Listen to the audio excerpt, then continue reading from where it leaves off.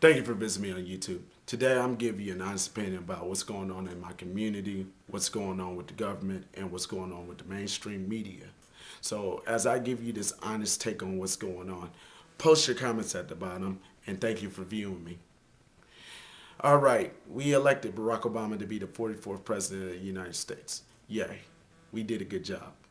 But there is a little controversy brewing between Barack Obama and those supporters who supported him during the election.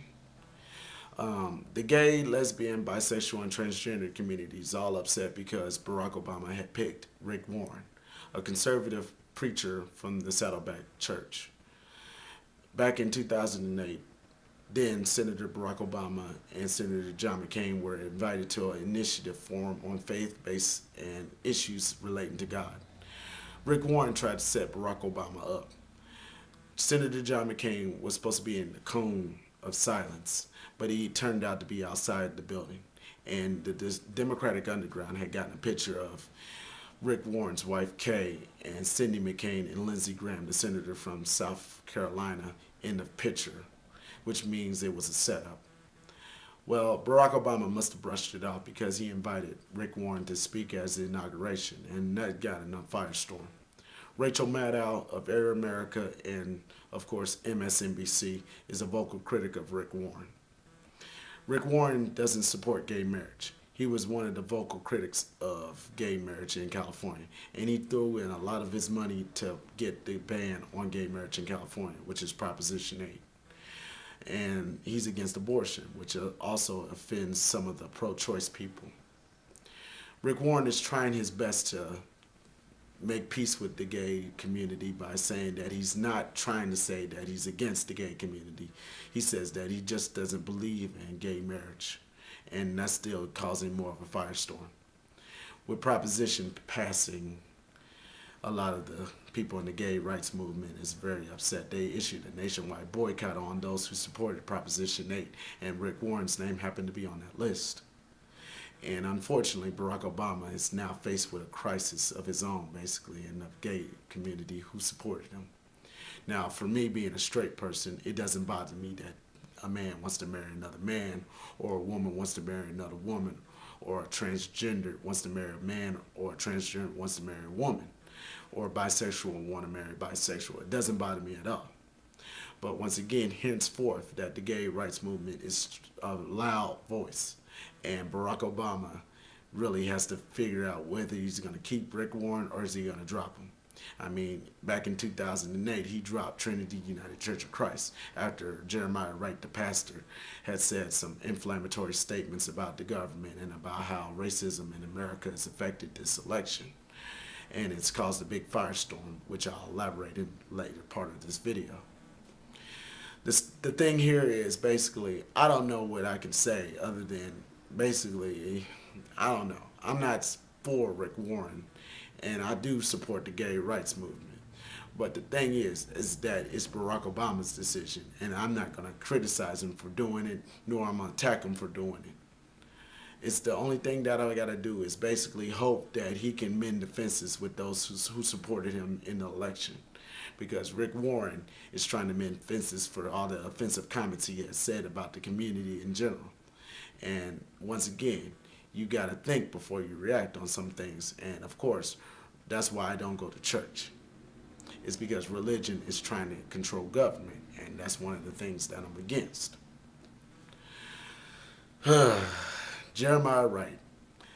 He has caused a firestorm back in 2008 when his sermons got posted on YouTube, and ABC's Brian Ross had made his story about it. Sean Hannity had interviewed him back in 2007, in which they got into a heated exchange about the black value system, in which Sean Hannity critically pointed out that if it was a white value system, they would claim it would be racist. But Jeremiah Wright stated that in the James Cone theory, that we're trying to empower ourselves to be independent. But that didn't prove anything to Sean Hannity. Sean Hannity believes that Jeremiah Wright is a racist and a bigot and anti-American. And it also follows suit with Rush Limbaugh, Bill O'Reilly, and the rest of the dumb right. And I say this again, and I say it time and time again, that Jeremiah Wright's not running for president, and the dumb right has to get over it. They lost. The stuff that John McCain could have done, should have done, didn't work. And if they tried to use Jeremiah Wright in any of those ads, count on them to lose the election, because it has nothing to do with the economy. It doesn't have nothing to do with the two wars. It has nothing to do with what's going on with the home foreclosure crisis. And of course, the auto bailout. This is the type of strategy that Republicans do. It's fearmonger and race bait. And I said it time after time after time, that every time I post these videos, people on the dumb right considerably try to demean me by saying I'm wrong. Now, I know a lot of people watch YouTube videos, and I'm not going to point to any YouTube videos of Republican mishaps or Democratic mishaps. I'm just going to say from jump that both the Republican Party and the Democratic Party are invested in race baiting. Is that simple? Nonetheless, as I stated again, Jeremiah Wright had went back to the pulpit. He slammed on CNN, ABC, Fox News, in particular Sean Hannity and Bill O'Reilly. He said that they misinterpret what he said, and he said that nobody other than God can stop him from saying what he has to say. And of course, Sean Hannity, who is forever stuck on stupid and forever stuck on being in this election, will continuously hammer against Barack Obama because of these so-called guilt by associations. He will not rest Bill Ayers. He will not rest Jeremiah Wright. And this is the reason why the Republicans lost. It's because of people like Sean Hannity, Matt Drudge, Rush Limbaugh, Bill O'Reilly. Now, you can agree with me or not, but I know one thing for sure. For those who are conservative or those who are Republicans and those who are disgruntled Democrats who didn't vote for Barack Obama, get over it. As I stated once again, the pastors have nothing to do with what's going on with our country. Our country is nearly bankrupt. We're losing many jobs. We're having turmoil after turmoil after turmoil. And President Bush is still in charge. When President Barack Obama gets in, then it's on his watch. But as of right now, this is President George W. Bush. This is his watch. And there's nothing else that I got to say other than this is an honest opinion about what's going on with the community, what's going on with the government, and of course the mainstream media. There is no liberal media. There is no conservative media. It's corporate-owned media.